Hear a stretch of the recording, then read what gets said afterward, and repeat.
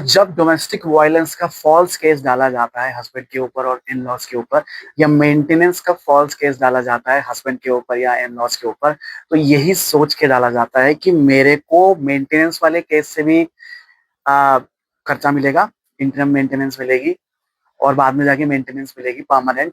हमेशा मुझे पैसा मिलता ही रहेगा।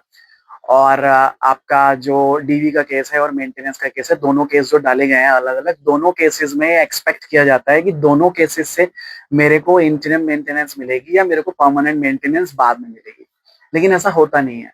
वो अगर आप as a woman, as a wife, अपने हस्बैंड के ऊपर, इन लॉज के ऊपर मेंटेनेंस और डीवी का केस डालते हो, तो आपको किसी एक ही केस में इंटरिम मेंटेनेंस मिलेगी और किसी एक ही केस में फ्यूचर में जाके मेंटेनेंस परमानेंट मिलेगी। वो भी गारंटी नहीं है कि मिलेगी नहीं मिलेगी। अगर केस फॉल्स है तो नहीं मिलती है, इंटरिम मेंटेनेंस तो मिल जाती है कुछ टाइम के लिए।